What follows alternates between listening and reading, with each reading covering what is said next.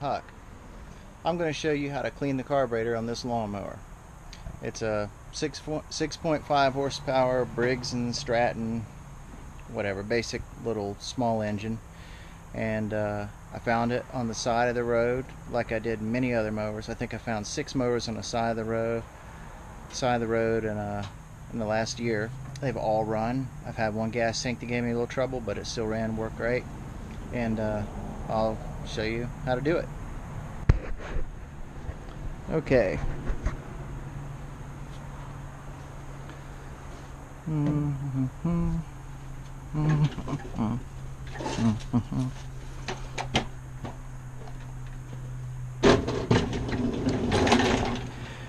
to find you a little workspace. I like to use the back of my truck. It's kind of level with me. I don't have to bend down or bend around. Got my tools here. I've been messing with a few things today. And let's see what we need. We'll start with this because it has a couple screws up here I know we got to take off for the cover so I can get to the top of the carburetor. You also want to have a couple of things with you. Carburetor cleaner with a little, what do you call it, straw, and a little bit of gasoline in case you need it, a couple rags, and about 30 minutes to an hour. So here we go. I'll do this as fast as I can. Take this loose over here. Oh, by the way, check the oil. Make sure it's got oil. Okay, a little bit above the full, that's fine. As long as it looks just black or kind of clear, it's fine. As long as it doesn't look milky, that means the rain got into it. But that didn't happen, so let's take this off. Carburetor. This is the carburetor right there. This is the air box. Let's take it off. Looks like a 8mm or a 5/16. Use this little screwdriver thing. These aren't too tight. They're just screwed into plastic. Okay, there's this and the nasty old looking air filter. If your air filter looks this bad, you might want to replace it, but I'm not going to, because I'm going to see what happens when I don't, how long it lasts. And it will catch the trash and the garbage and the pieces of grass and sand that fly up. As long as it does that and runs, it's going to be okay. And seals, of course. This is the air box, the inside, the 3 screws that hold that in. They're also 8mm or 5/16. This thing isn't doing too well. Maybe I got something else in here to use. Here we go. This ought to work just fine. There we go.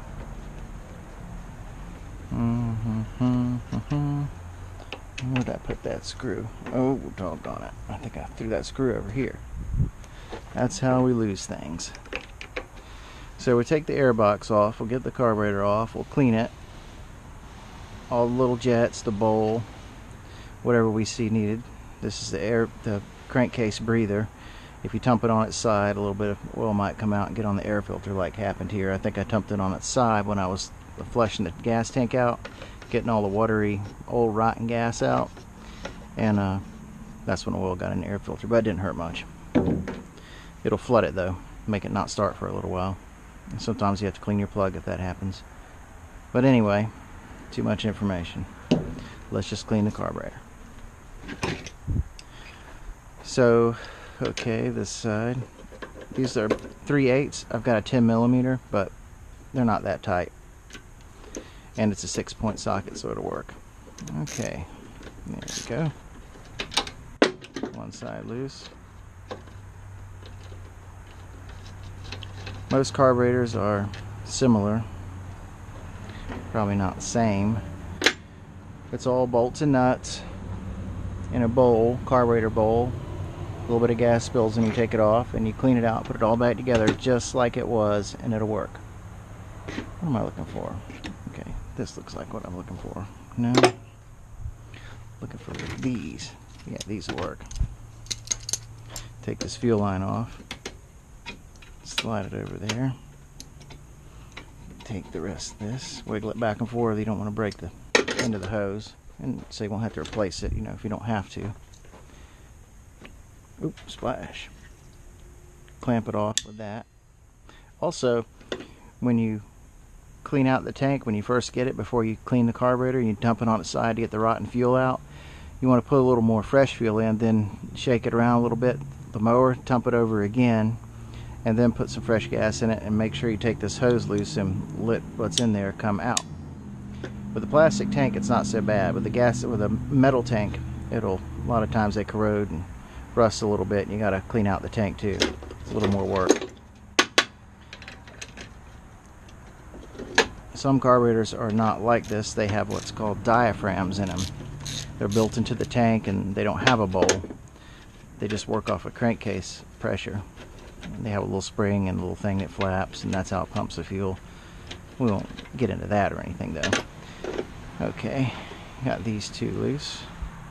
Two main screws. We got to take this spring loose. Hook's right on the bottom there. Just unhook that, all simple like. Got to take this loose, the governor, air governor.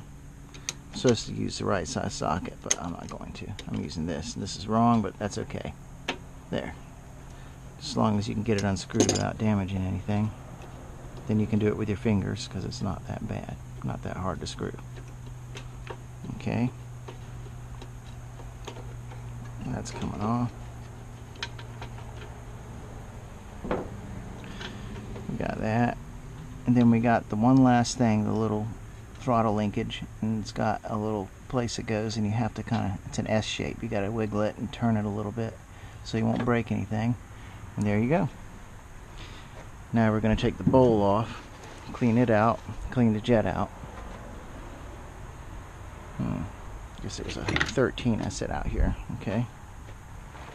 Let's dump what's in there out so we don't get more gas on our fingers than we want. We don't want any, but you know what I mean. Okay, come on out. Alright, there we go.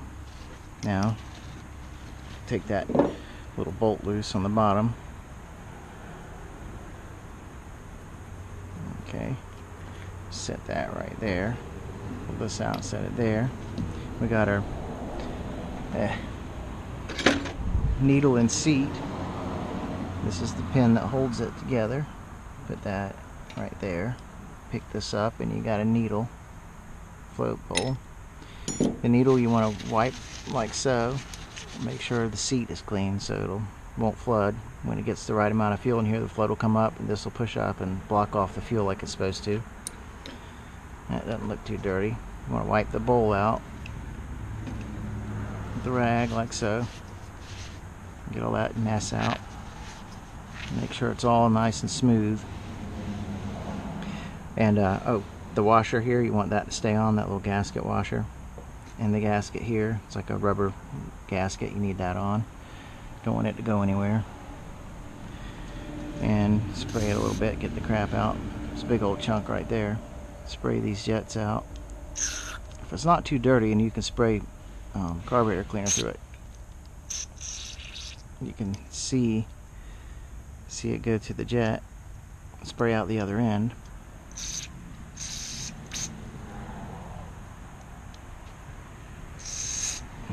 Whoops, wrong one.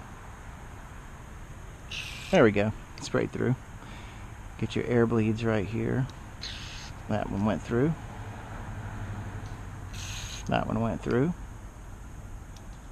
Needle and seat went through.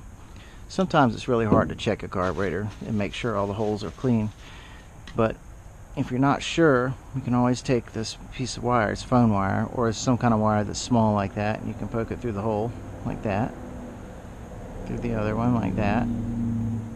Be easy on the needle and seat if you're taking a piece of wire. You don't want to scratch it. That's clean. Okay, that goes through, and that goes through. Okay, now we want to clean the jet. Okay, make sure that goes through there. That goes through. Okay. Spray all the stuff we knocked loose out of it. There we go. And we put it back together. Okay. Turn this over like so. Put the needle seat. Make sure we didn't pick up any sand off the truck bed of that truck there. Put this in.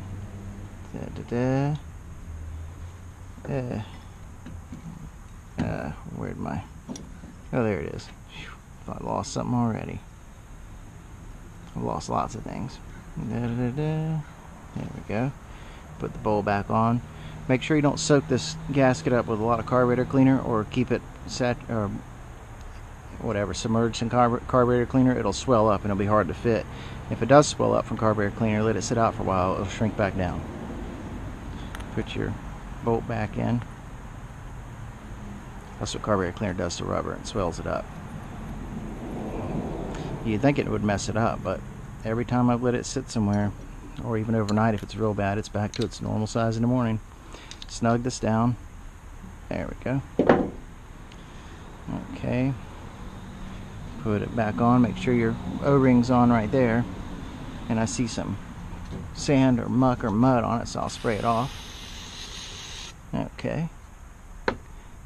Then slide this piece of linkage back over right there. You gotta go kind of like that. You think, did they really make this way? But they did. So we get that positioned on the O-ring. Start one of our little screws, bolts.